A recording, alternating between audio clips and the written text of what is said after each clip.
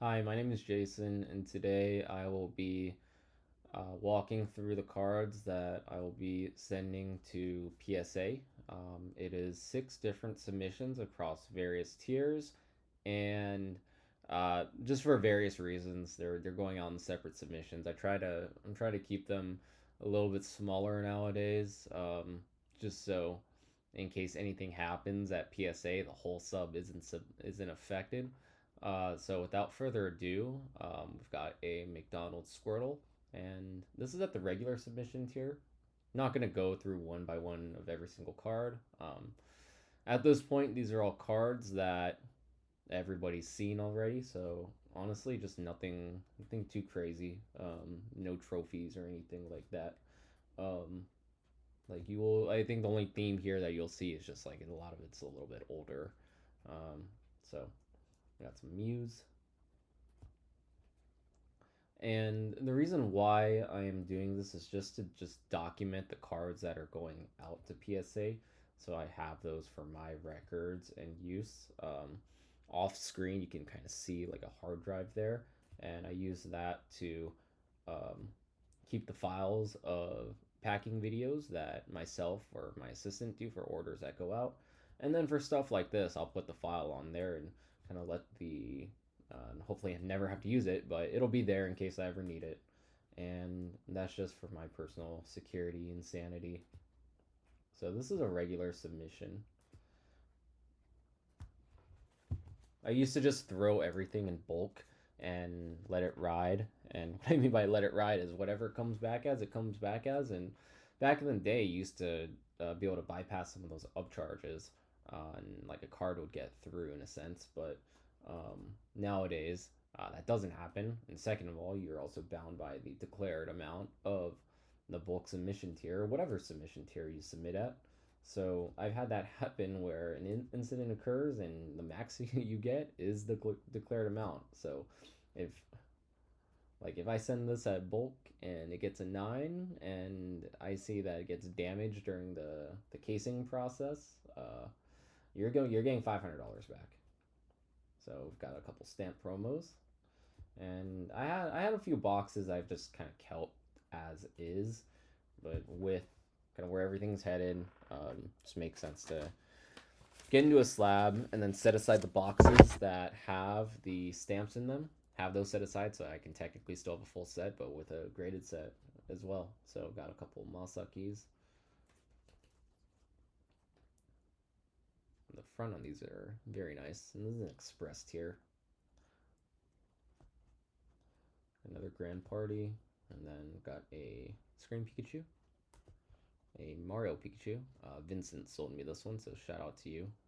My personal story was just being in Japan uh, during 20th anniversary and buying a box of this, opening it, and being more upset that it didn't come with packs. I spent 4,000 yen, and all I got was this full art Pikachu. I'm not complaining, but I did end up selling the PSA 10 back in 2023. This is also another card that is one of my favorites. I used to have PSA 10 again, sold in 2023. So just the opportunity to buy this card again raw, uh, feels great. Even if it's not going to PSA 10. I'm sending this in as authentic for the just the eye appeal of the front, and I'll figure out what to do when it comes back. But just being able to hold this card again, I put in my binder for a little bit, um, is a privilege to me. And yeah, so those are probably the higher end cards. We'll go through some bulk next. And to this day, like grading is still just one of my favorite things to do. I think the overall presentation for certain cards, even if it's not a 10, for example, like I don't know, um, like a kind of old card, being able to see the condition, the year it's from, like 1997, and this card is only a few years younger than me, for my old soul, and just being able to see it preserved in this sense, I think, is really cool. And Yeah, grading's still one of my favorite things to do, if not my favorite thing to do that keeps me going. Um, like, um, I don't want to say creatively is not the right word because it's not a creative process, but the end to end process of like buying cards raw and condition checking them, um, being able to see the little details of certain cards that have maybe specific characteristics underlined, and I think it's just that search aspect too, just being able to whether it's online and not quite knowing what you're gonna get. So in a sense, it is that like I don't know, gambling's also not the right word, but for those who like do a ton of grading of like older cards will understand what I'm on about. But like I've never graded a 10 of this card, believe it or not. Like for how many copies of this card have passed through my hands over the years, I've never graded a 10. I've owned one 10, but I've never graded a 10. So, and none of the Muse in these files will get a 10, but just being able to like have it raw in my hand and look at like the fine scratches on the card and being able to tilt the hollow in different directions to get that like full on the yeah whoa yeah look at that. It's just really nice. This is probably a 6, but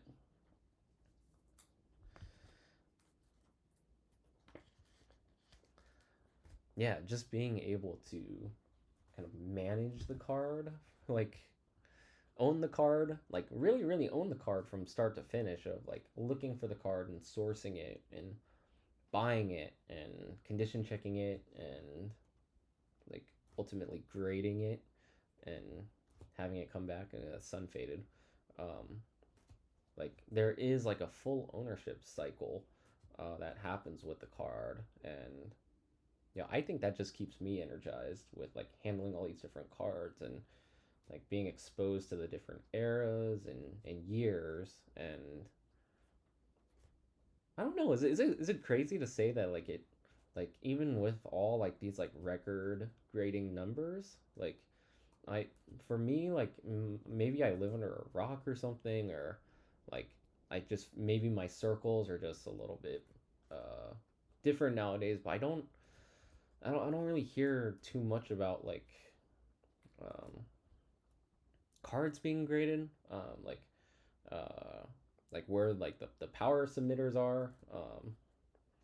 I don't know how to describe it either. I know I'm just kind of like mumbling gibberish at this point, but I feel like a lot of the stuff that I just see out there nowadays is like centered around um, like the optimized aspect of buying and selling and percentages and winning deals and um, like the money making aspect of it, and like the entrepreneurship in the space I think is like giving people a lot of energy. I think it's just giving people a lot of purpose, drive, opportunity to um, you know improve their lives and um, like see that like a passion, a hobby can turn into a passion and can turn into something that can provide for you in a way that doesn't feel like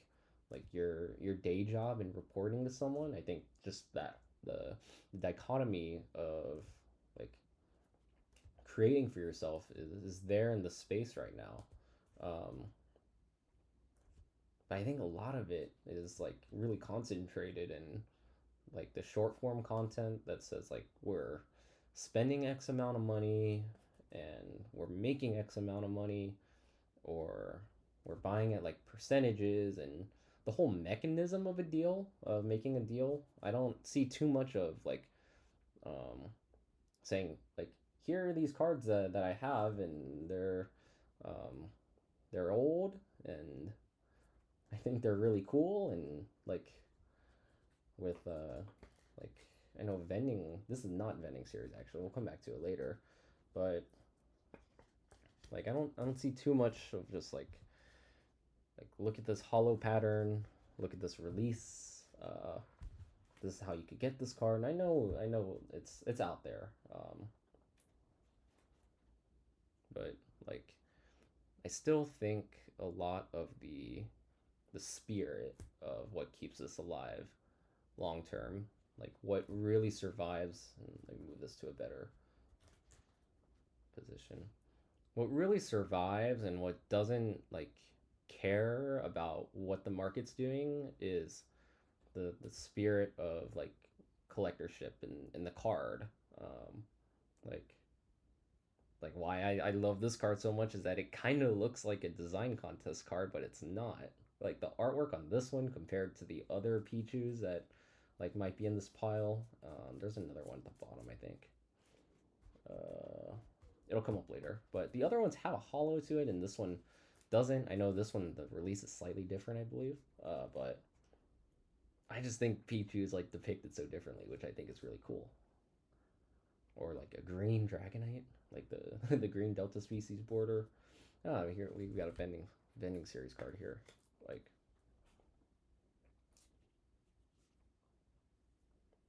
I love finding really minty, clean bending series where you could see like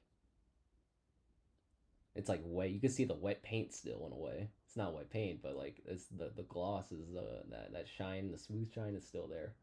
Being able to find that in a card shop, I think is amazing. So and like being able to like present like near mint binder copies, I think is really cool. Being able to put that in front of people.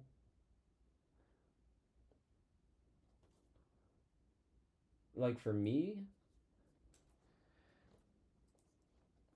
especially with how crazy things have been in the market. I know a lot, and like I think we can all agree. Just like there's been like like if you're God, I remember maybe this time last year. I was probably saying the same thing. Like things are so crazy now. What's going on? I don't really know what to say. But like these things are cyclical. It's not gonna like it's gonna slow down eventually, and it just hasn't. It's just gotten like even more and more crazier. I'm not gonna try to explain it away, but um, for now at least, like I don't have like too much to provide to that discussion just because like I feel like I'm just too caught up with like this kind of stuff, like prepping this stuff. Um, for me, I think it's about the not to sound like I don't know too much of a purist, but I think cards that have strong fundamentals like will do well in any market, like business wise, and then I just enjoy the search for them too.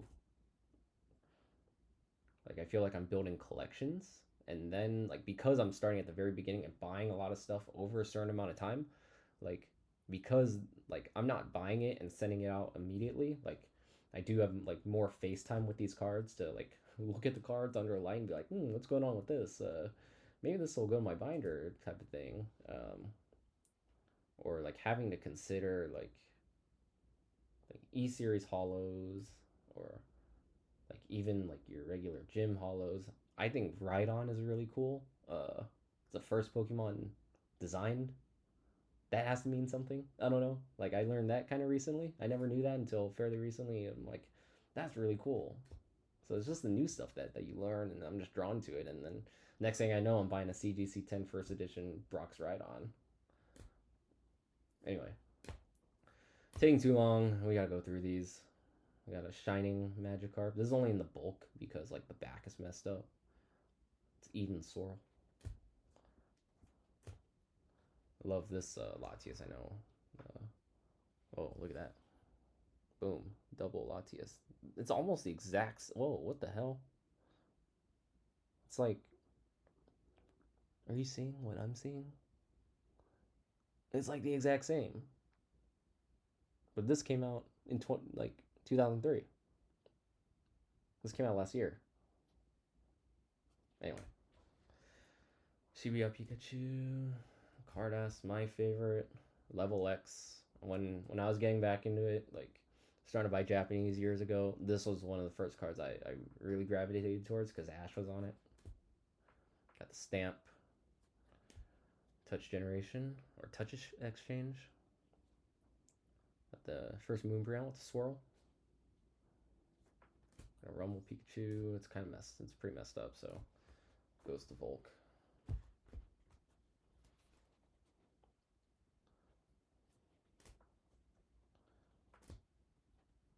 Wow, this was the other. See, this one like very different from the other Spiky or Pichu. So that's why I'm drawn to the mountain ones, like yodeling at the mountains. Got gift set Moltres. Love these. Base set Blastoise.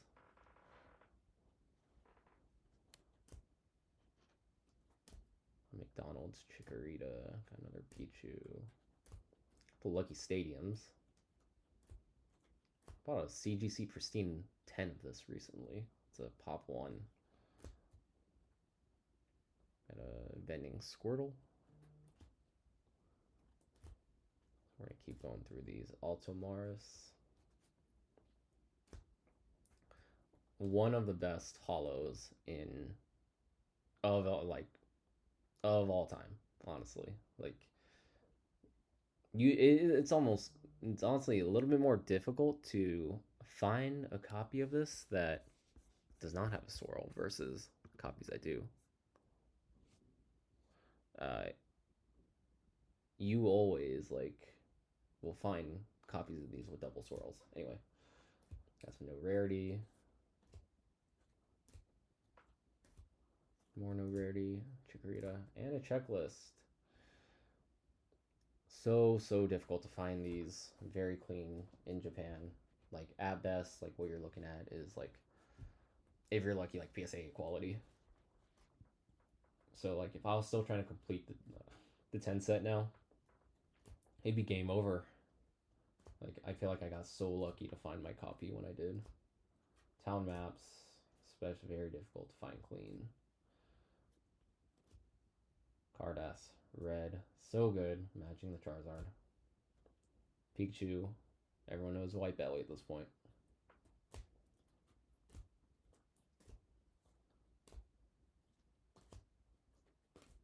And yeah, that's one of the bulk subs. So we'll put that back in the box.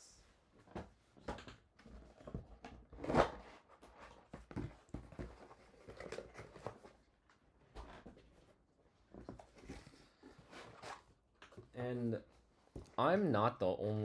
this isn't new news or new information, but this advice it's still applicable today.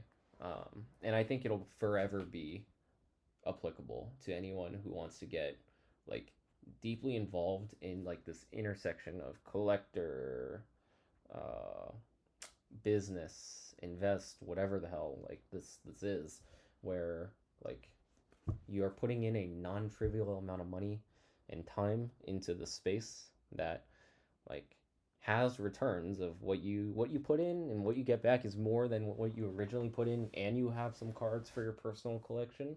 um like I think it is like especially crucial to get involved with like try your hand at grading, because that requires you to look for cards that are ungraded and do like the thinking and the research and the discovery and the condition checking, like all the things required to take a card from like when you first buy it all the way to when it's graded and decide what to do with it. Even if you do not hit like the grade that you need to get, it's all like learning feedback loop. And I guess to kind of like link it back to what I was saying earlier about not seeing about how it feels like I don't see a ton of people grading nowadays, which is wrong. Like these grading numbers are insane, but like because it doesn't feel like a lot of people are doing it, it just seems like there's a path for people where like they'll try grading stuff, maybe through GameStop or like a middleman they know, and it's gonna be probably English, and perhaps they don't get the results they want, or they feel like the amount of time that they put in and what they get back is not like it's not worth the time like investment versus and labor, quote unquote, and what the final sale price is end to end, because there is grading time involved, and maybe with PSA being backed up, that's why it feels like not a lot of people are grading.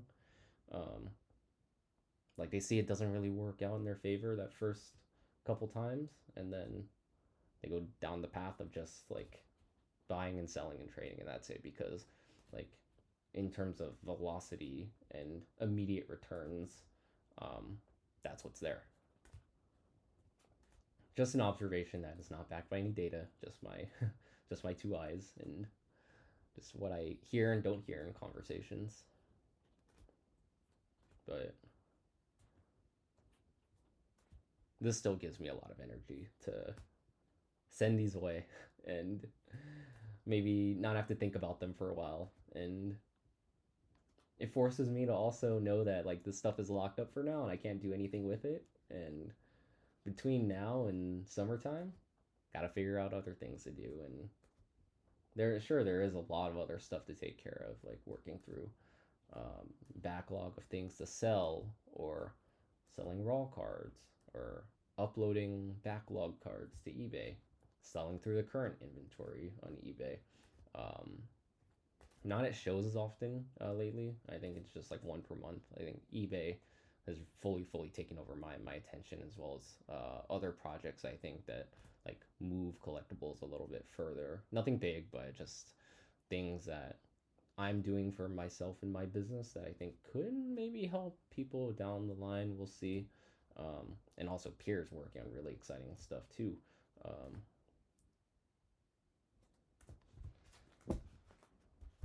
like I think I need to shift, like to be able to shift to that while this stuff's at PSA, um, will be really helpful and a good change of pace. And not to mention also working on the next collection of cards that has to go out to PSA too. So as opposed to things being monthly going to PSA, for me, if they're roughly quarterly, that means by maybe May, I would want to get the next submission out like end of May. Would probably make sense, and maybe for that submission, more the bulkier stuff, like more modern, like $75 cards, where uh, like the the liquidity skew is kind of like baked in. Maybe that makes a little bit more sense for me, because I would get those back around Christmas time, and like they make great Christmas gifts, and they're just much easier to fulfill. So we'll see. Just being able to get these out the door, knowing that like I have like a lot of stuff in the waiting at PSA, a lot of really cool stuff at PSA in the waiting, will give me some like comfort and peace of mind. And then I'll have more stuff coming from Japan that I have to process through. So that's kind of what I mean by like things being cyclical and sending things out, and like being able to shift focus for a little bit to other things, and but then also working on a new collection as well. So I will be quiet for a little bit after talking about these two cards. I wish I had a Mudkip, but like it's so difficult to get a 10 in these. Like again, glossy.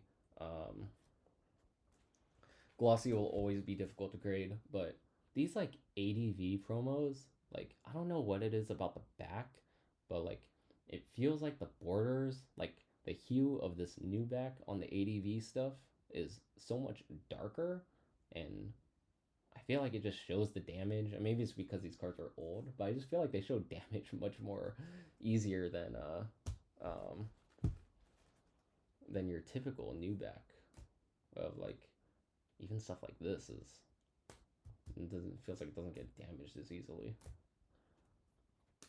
So we got some world stuff. They're not tens, but just stuff in like raw card piles that never really made it out the door.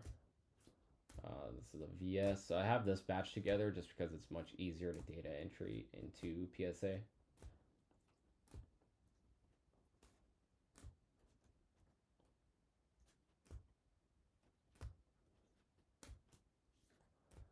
another thought of like why like grading cards yourself is so important, especially like at like taking the chance and the risk to like maybe work through a larger sub of a lot of different cards, is not only does it expose you to like different cards and different eras, different condition and time, like it builds this muscle of exposure to like the full breadth of collecting in the market and pricing and understanding like your the level of risk or capital that you can realistically put into cards, and forces you to think about value as well and look for value.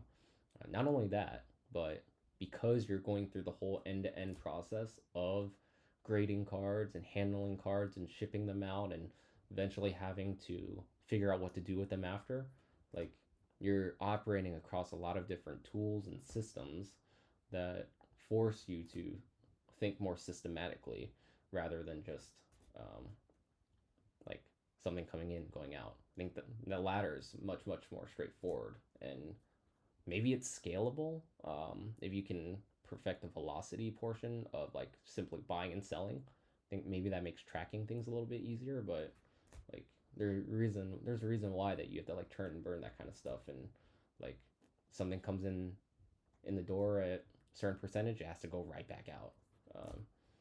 So we kind of see that with a lot of the um, like repacking suppliers. It's definitely a hustle, that's for sure. It's not for me, but there's a certain energy that's drawn to it, and more power to them. And I'm seeing a lot of success that these people have, so it's good for them. It'd be pretty interesting to see what happens with that long term too, as we kind of like go into the next portion if we're talking about repacking and suppliers. Like, it'd be really interesting to be able to go to like a PSA submission center at like a game shop, and like the PSA reps just already can like price things out for you and just take them on the spot. So I don't know. Maybe we'll see that down the line. Because right now, like, uh, if you get a PSA offer, you gotta ship it to the vault and see what happens. But like, if there's already PSA submissions for submission centers for like dropping off your submission, like, why not just be able to like have like a pricing specialist? Like in Japan, it's called kaitori. It's a buyback counter. Like just have someone there who can like card ladder stuff for you and give you a comp up front. I don't know. Maybe it's already being worked on. All right, so that was another bulk submission. Got one more, and even though I said it earlier, I think now I'll really just shut up and kind of go through it. So we're already at I don't even know how long it's been. So maybe I just skip it completely.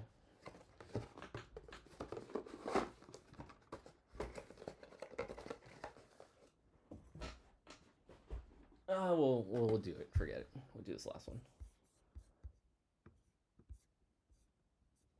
Yeah, so we're pushing 30 minutes here, so I probably should just go through this one. This one's unfortunately it's the biggest bulk sub out of all of them. It's a full card saver box. Okay,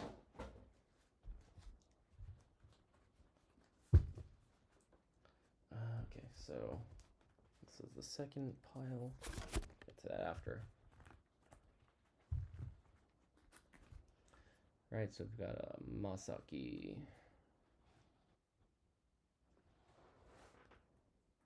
Hollowback.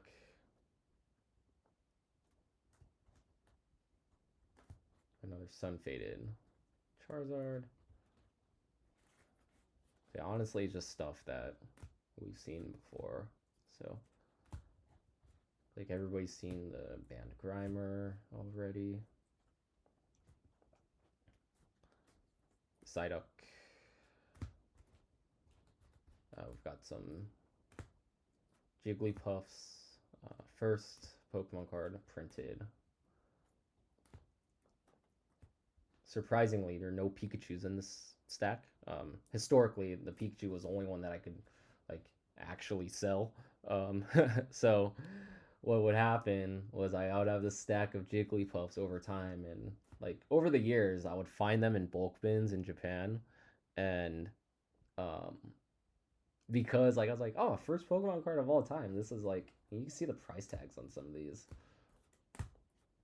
like 500 yen, like $3 for the first, like 350 for the first Pokemon card ever. Yeah, nice. Like, and this would be the Pikachu also. And granted, the conditions wouldn't be that great, but like it's like a no brainer. Even if I can't sell it, I'll just like it's just cool. It's a piece of history to have. And then because the Jigglypuffs, like nothing I can really do with them, and people think it's just Jigglypuffs. Like nothing I can do about it. Until recently, the Pikachu's in the lower grades have been selling for pretty extraordinary amounts. Um, so now it's just like I'm just digging through and taking the Jigglypuffs out, and um, I did post a picture of it just to like commemorate that, like, oh, these. For me personally, I'm finally being able to send them out.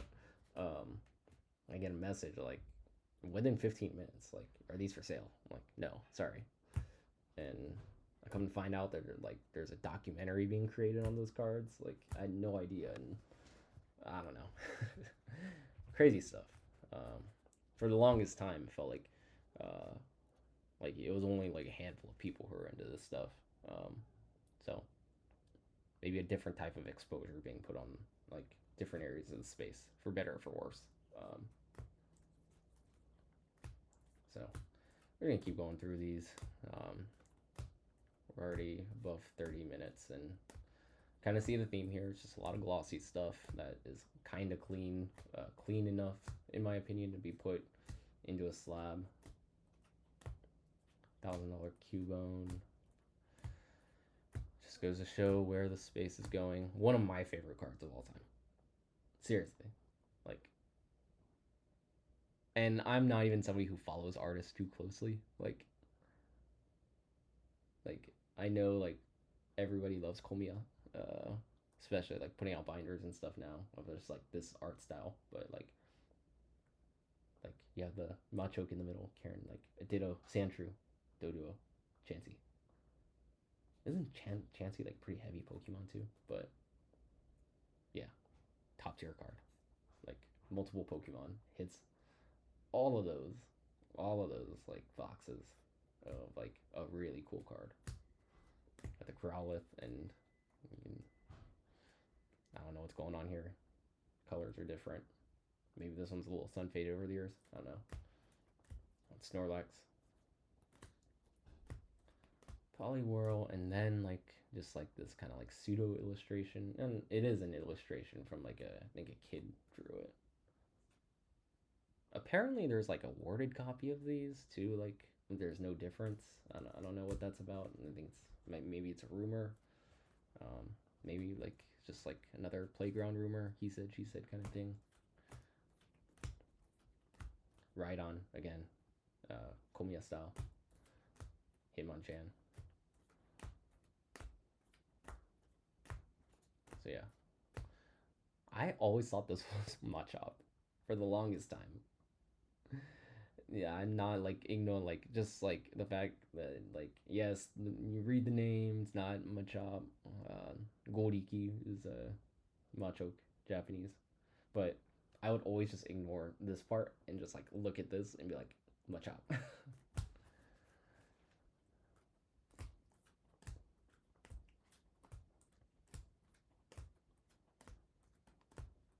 And then we got some more no rarity.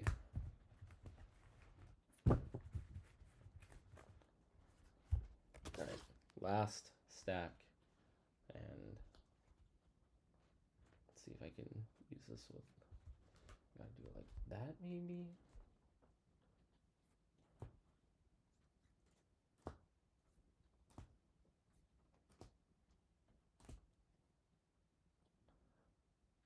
Yeah, this is it me or is this Dark Venusaur? Like it's got an orange flower. That's not. I don't. Is that the? That's not shiny, but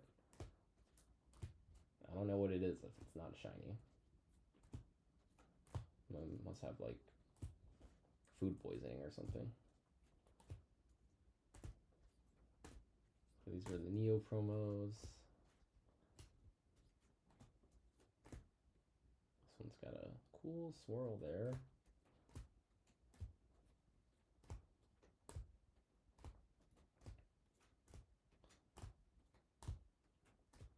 So these are the JR Stamp Rally Muse, non-glossy, with the Pikachu with the Shinkansen in the background and Fuji. Got a glossy Hamachan Slowking.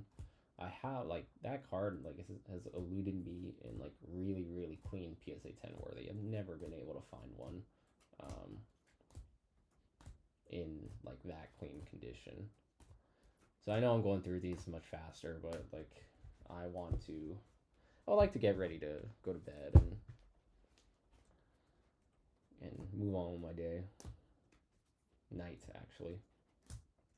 I think my grading goals still have some, surprisingly, after all these cards. It's like PSA 10 Shining Mew, PSA 10 Charizard Cardass. I've never graded a PSA 10 Cardass Charizard. I had to buy my copy for my set. So I've got 10 at PSA right now. Hopefully, like, I can get at least one for myself. What else? I'd like to grade another, like, more PSA 10 Cardass in 10s. There's some that I just never grade in 10 besides that Charizard. I'd like to grade a PSA 10 Nidoking glossy. I would like to grade a PSA 10, what other, oh, the Jolteon, Surge's Jolteon, and Surge's Electabuzz. I think it's just the challenge of, like, being able to track down that PSA 10 worthy copy and hope PSA agrees with me. I just think that'd be really cool.